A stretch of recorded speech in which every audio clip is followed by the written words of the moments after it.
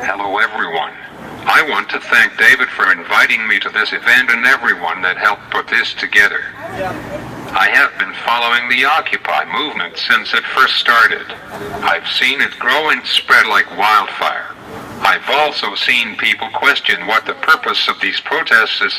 Critics of the movement have said that it's just entitled people wanting handouts and protesting for the sake of protesting. I am not able to attend the protests as the environment has become too dangerous for me.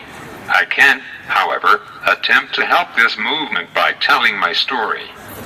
I am Raul Carranza. As you can see, I am in a wheelchair and using this machine because I am hard to understand and this makes it easier. I have a disease called muscular dystrophy. It's a progressive disease that prevents my muscles from making any energy.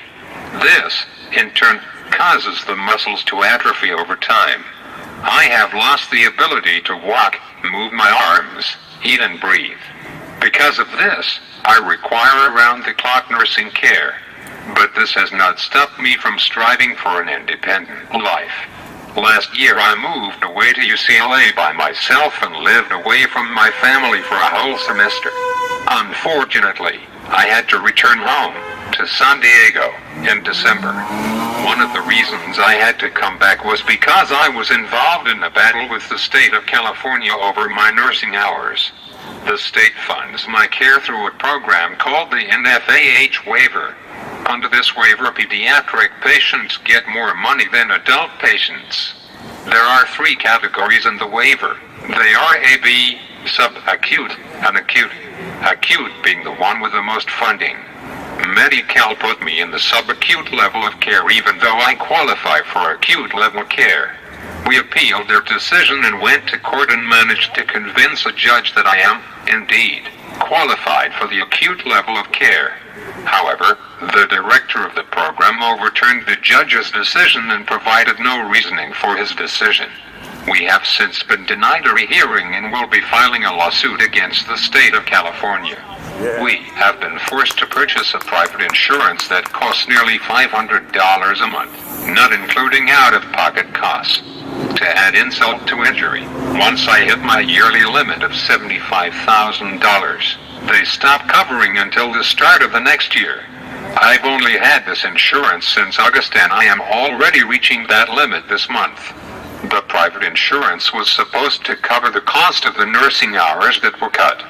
That is not how it works, however. Medi-Cal won't pay for anything until the private insurance gets billed. This has led to a situation where my medical bills have been piling up. I am already thousands of dollars in debt and Medi-Cal won't cover anymore. Right now, the only thing I want to do is go back to UCLA. Unfortunately, that is not possible unless I get the care that I need. My family immigrated to the U.S. after my brother and I were diagnosed. I remember asking my parents why we had decided to move here. My mother's answer was simple: opportunities. More opportunities. I believed her. But I am finding out that this government no longer cares about its citizens. It's become a giant bureaucratic machine run by corporate lobbies whose only interest is gorging on money, regardless of who they tear down in the process, along with a government that condones and enables this behavior. We have a government that would rather stay in power than help its people. All that money they spend on bailouts could have been used to give people the care they need. People are fed up and we, the 99%, want things to change. We want our tax dollars to be used for people who need it, not super rich CEOs. We want a better regulated financial system that isn't allowed to run roughshod, destroying more value than it creates.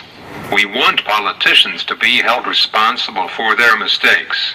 Most importantly, we the people want the power back. I've faced many obstacles in my life. Obstacles that most normal people can't even imagine. Sometimes I get discouraged or depressed. It feels like no matter how much crap is thrown at me, there is always a little more. It's never gonna end. Then I realized that is what life is, a series of obstacles. It's not supposed to be easy. It is how you deal with these obstacles that define you as a person. There will always be people that want you to fail. People trying to stop you, and I already see this in the Occupy movement. I see the police raiding these protesters if they are some drug cartel, treating them like common criminals. I realize that for a lot of you protesting, it must be frightening. The thought of being brutalized by someone that is supposed to protect you is sickening. But all of you have to remember, you are more powerful than they are. You, all of you, united, wield more power than the entire U.S. Army. They have guns and bombs, but you have something much better, the power to change an entire country, to go down in history as the catalyst that ushers in a new and better year. One where everyone has equal rights, where people control the government, not corporate lobbyists, where everyone is held accountable for their actions. This could be the point where we get America back to what it was supposed to be, a government by the people, for the people. A land where everyone has the same opportunities, a land where our constitutional rights are not trampled on. So to all the people protesting, every time you get raided, arrested, brutalized and beaten on, remember to pity those officers. They are afraid. They know that you are a threat to the status quo, and they know that they are running out of options. They know that time is up for this unsustainable current system, and it is about to go down. Benjamin Franklin said, "The pen is mightier than the sword." Even today that statement holds true. The pen is mightier than any weapon anyone can think of. Yes, they can and do destroy, but they can't create. We can. I want you to fight. Fight for me. Fight for the millions of unheard voices. Fight for yourselves. No matter how hard they try to stop you, don't be discouraged. As Frederick Douglass once said, those who profess to favor freedom, and yet depreciate agitation, are men who want crops without plowing up the ground. They want rain without thunder and lightning. They want oceans without the roar of its many waters. The struggle may be a moral one, or it may be a physical one, or maybe both. But it must be a struggle. Power concedes nothing without a demand. It never has and it never will. My name is Raul Carranza. I am the 99%.